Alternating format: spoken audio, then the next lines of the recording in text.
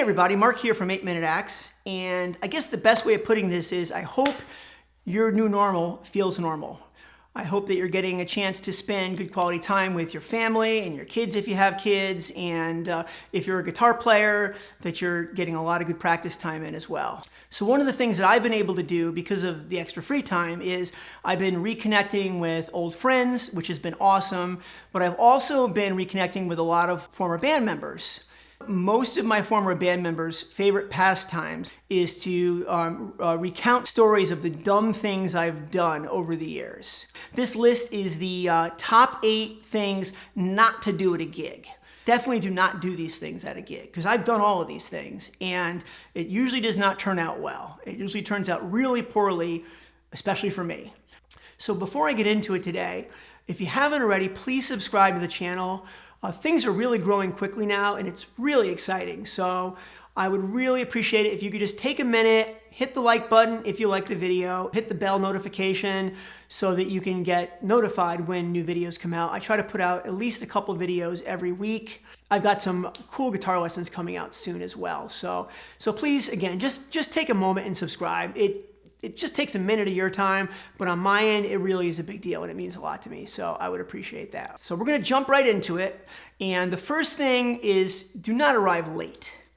The more gigs you play, the more you'll kind of know what the right time is to get to a certain gig. If it's a gig with a lot of bands on the bill and you've got to do an early sound check because it's a tight space, then just try to get there early, do your sound check, be a professional, and then you can hit the road and come back, half an hour before your set or an hour before your set, whatever your call time is. On the reverse side, I mentioned don't be too early. So one of the mistakes that I made early on is when we would have a cool gig, it was one of the better places to play. I grew up in Connecticut and we were a Connecticut-based band.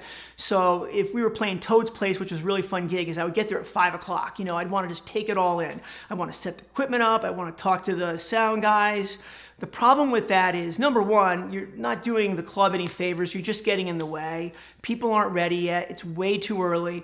But more importantly, you're going to be tired by the time you start the show. You don't know how many shows that I either couldn't sing or I was just exhausted because I had all my energy going at 5 o'clock, and by the time we went on at 11 o'clock, I was beat. So just figure out what the right time is to get there and arrive at that time. So number 2 is do not be disrespectful or critical of other acts on the bill. And this is probably the most important lesson. If you're sharing the bill with the band, then you damn well better be respectful to the band. You should share the space. If you're the headliner and you've got a small dressing room, you really should open your doors up and share your space with the opening acts. Nothing ingratiates you to other bands more than sharing your space with them. I mean, unless you're a major headliner, then you probably all have that squared away with the promoter anyway. But if you're a local act, big or small, then have some class. Be the nice guy band, and your reputation will grow faster. So years ago, we were one of the top acts in Connecticut, top local acts. And we were playing at a place called Toad's in New Haven. It was one of our better gigs, and we always drew a big crowd. But we weren't headlining the show. We were opening up for, I'm not going to say who, but they were a Doors cover band. I'm not going to say which one because they may still be around. And they showed up like absolute prima donnas. They thought they were so cool. They thought they were the Doors. They really got on my nerves, and I let it get to me. I got up on stage, and before I started, I did this little dialogue about how when I grow up, I want to pretend that I'm Jim Morrison. So you can imagine the chaos that ensued, and it was just a bad night overall. And again, I just found myself embarrassed for myself for my actions. And this didn't happen all the time. There were just some very memorable moments when this is all early on in my career. I was 23 years old, 24 years old. I had to learn some lessons the hard way. Okay, the next thing on the list is be mindful of your breaks. Do not take too few breaks. Do not take too many breaks. You should clearly define what your time is to play, when you're going to go on, how many sets you're going to do. You should know all that in advance. If it's a little more of a loosey-goosey gig, you're the only act on the bill, it's a coffee house gig, then the best piece of advice I can give you is Don't take a break right as the place is starting to fill up. I can't tell you how many people I see do that. They sit around, they wait for 10, for 10:30, for 11 o'clock. They're waiting for the club to fill up a little bit. They start playing. At 11:15, there's a line out the door, and they decide to take a break. Just, bonehead move there. So try to time your breaks accordingly. If it's all laid out in black and white, then just stick to the plan, okay? Number 4 is do not look bored or angry or disinterested when you're playing a gig. Okay, don't discount any gig. It doesn't matter if you all of a sudden are playing major theaters and you still have a few small coffee house gigs left. Approach each gig with class, with professionalism, and with grace. If you do that, then we don't even need to talk about any of this stuff, because as soon as you put that in there, you'll know the right thing to do. But really try not to look bored. If the gig is boring and there's only a few people there, then what I like to do is try to focus in on 1 or 2 people and make eye contact, and I kind of make them my point of reference for the night. And I've got a story for this too. I've got lots of stories. So one weekend on Saturday, we were supposed to play the New Haven Jazz Festival. It's a big event, tens of thousands of people. And the Friday night before, we were playing one of our local gigs at a bar. It's a biker bar in Stratford. And again, just for the sake of, I think the place is still there and I don't want to be critical, I'm not going to say what the name of the club is. But so we almost called and canceled that gig because we wanted to be fresh for the gig the next day. So, we were all high and mighty and thought that we could start, making our own pecking order as to, what gigs were more or less important to us. Well, I'll tell you what happened. It ended up that Friday night, some guy was having his 50th birthday party. The place was absolutely jammed. There were like 500 people there. It was a really fun gig, just a really good time. We played well as a band, which is always, the most important thing. And we got to the New Haven Jazz Festival the next day, and we were the first act on Saturday. It was pouring rain, it was noon, and there was nobody there. That would have been another bonehead move. It would have been a mistake, and it would have been the wrong thing to begin with, and nothing good would have come of it either. Next is do not blow people off. Just, if you don't get any other message, get this one. Be nice to people. Be nice to the waiters and the waitresses and the promoters and the club owner. Be nice to the other bands. Be nice to your bandmates. And be nice to patrons at the club or bar. Let them tell you their story. Let them tell you about how they just picked up a guitar. Let them tell you how they're in a new band. All that kind of good stuff. Okay?